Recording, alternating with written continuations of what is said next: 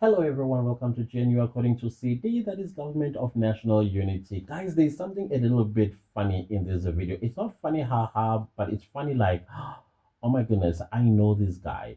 So I once upon a time around 2018, 2019, I was coming back from work.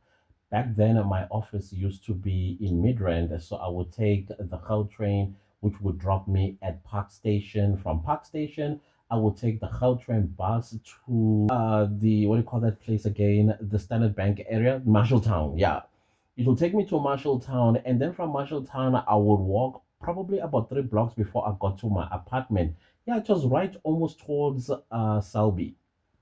Now tell me why when I just got off the bus and I am walking across, I'm just minding my own business, and this man that I recognize amongst these people that are swearing at the police and intimidating the police because the police are doing their work. We'll get to that just now.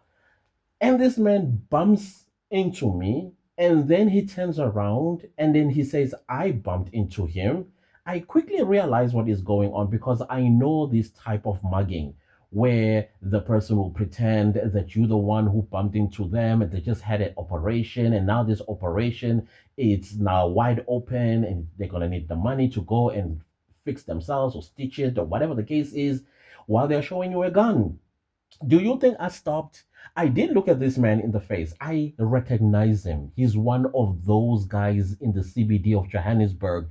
They will deliberately bump onto you, and they are mugging you. Did I not run? Did I not run from this man as old as he looks? And I know he was working with another guy, another totally old man. I ran for my life. As a matter of fact, the bus that I had just jumped off on it, I jumped back on it. Jumped off, I jumped on back on it. And I told the driver, drive. Can you imagine? I told the driver to drive.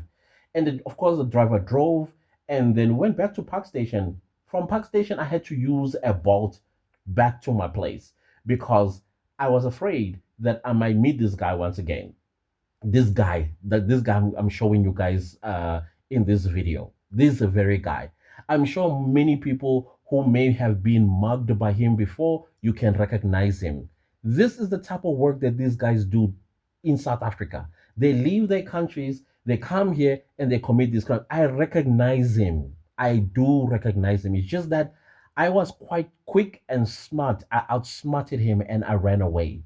And I never walked again ever since. I always made sure that I had money for a bolt from where the bus would drop me to my place. Even though the Uber, not the Uber driver, the Bolt drivers would complain that the distance was too short. So what I would do then, I would jump off somewhere in the middle of town, like Elof Street, but I would cross over to like GP Street and request from there, and then it will take me to my place. At least it'd be a bit of a distance, which will charge me around 35 Rand, sometimes 40 Rand, depending on the peak of the time that I would have arrived in town. These are the people that terrorize us, these ones. They terrorize us. And then I'm not surprised. Now, coming back to what they are doing, what these guys are doing, for those of you who don't understand Zulu or the Nguni language, because that is what they are speaking, these guys are intimidating police. The police are arresting them for not being documented, or they are arresting undocumented foreigners and putting them in the van, and they are actually threatening the police. Uyenzeni kani? Uyenzeni? Uyenzeni? Hayi mina ngantubula. Angeke uyenzeni into leyo. Uthayinani? Ngiyenzeni? Yenza. Ungabe kuloko sethusela lo ngikhomba ngesibhamu. Ungikhomba ngesibhamu wena.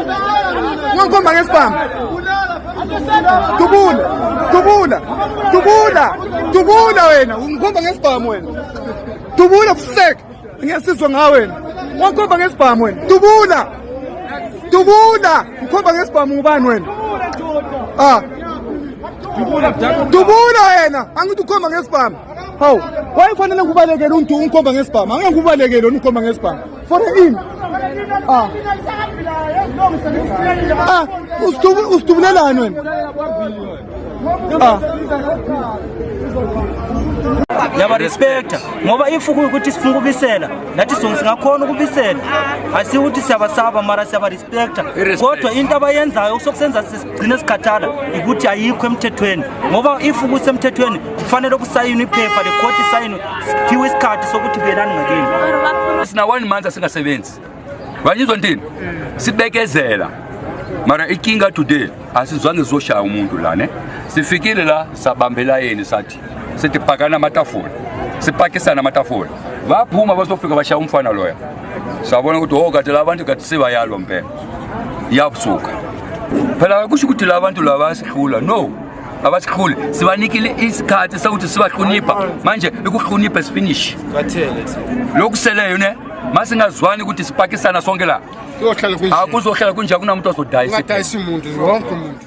Now, what is not making me to be surprised by this is because the police themselves, it's not like they don't know each other. They know each other, these people, because some of the police are in their pockets. And now these police, because now somebody is watching them and they have to have probably a certain amount of foreign nationals that are arrested and they need to keep up with that goal. Now they are working. They are working. And this guy is literally threatening the police, telling the police officers they are not afraid of them. And then if you go to this group of the guy that I just pointed you guys at, that he bumped into me because he wanted to mug me, yeah, he is basically telling the cameraman that they are sick and they've come to a point where they are going to retaliate against the police. Let that sink in. These are undocumented foreign nationals telling police that they have come to an end of their patience with the police. Now they are going to fight them back. And I'm like, wow, talk about our South African police doing this to themselves. For what? Because they always take money from these people. Had I been mugged and I ran to the police station, let's say Boysen police station, because that's the police station I would have gone to lay a charge of theft or mugging, whatever the case might be, of course the police would have wanted to know the description of this man, and they would know exactly who this man is, and they go to him and say, okay, the victim came to the police station and opened a case of mugging, and this and these are the items that you took from him. And in my pocket I used to carry my laptop, and I had my work phone as well as my personal phone, and both of them were iPhones. And then, of course, I would have said all those things. And then they would have went to this man and said, okay, where is our cut? That's the relationship some of the police officers have with these guys. That is why these guys are able to talk to them in the manner in which they are speaking to them, with absolute disrespect, lack of fear.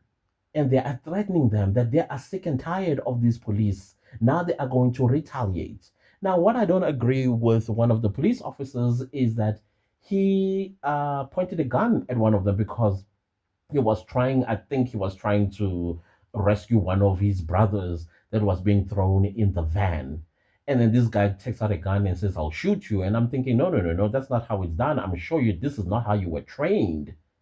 And now this guy is challenging the police officer to shoot him. He's like, shoot, yeah, shoot. And then, of course, the police officer restrains himself. I think he remembers his own training that he's not allowed to do that. And so he continues to work, but this guy continues to provoke him and keep telling him to shoot. But subsequently, they threatened the police. That's what they do. They threatened the police.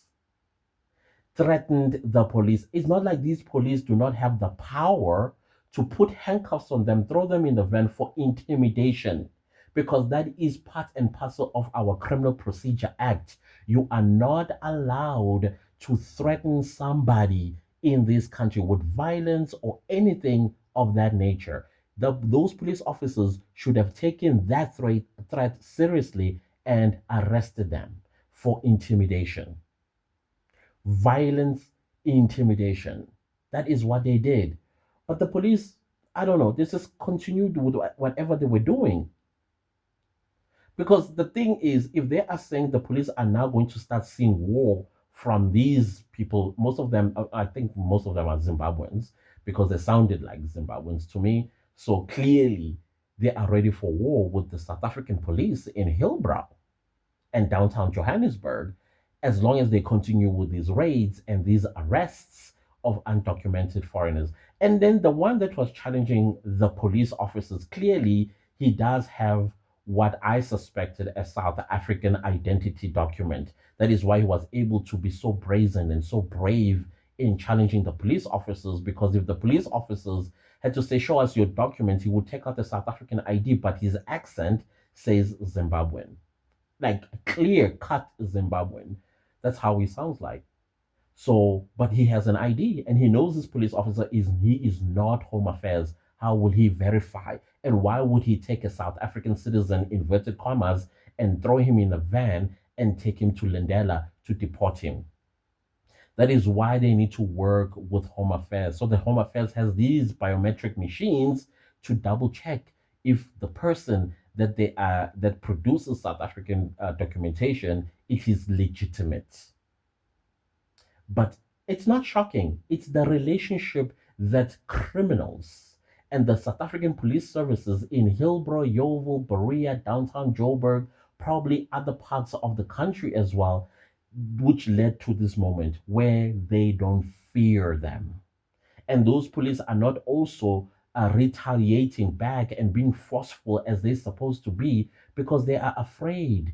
They are afraid that these people will call them out, might even get them arrested because of the corrupt relationship they've had with each other for years.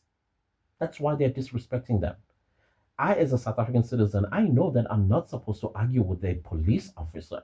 If a police officer stops me, my duty as a citizen is to, number one, respect them, because not only I'm respecting the human being, but I'm also respecting the uniform and the office that he holds or she holds. You understand what I'm trying to say?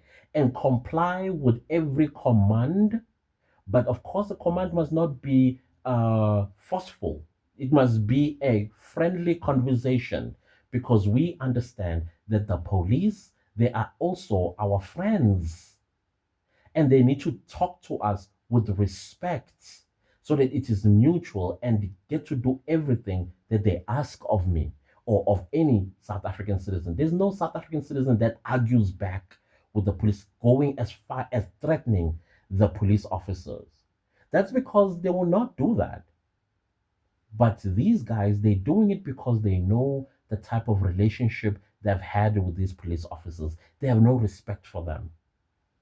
Now, what must be done with this threat that is already, and they are saying it on video, these are their faces.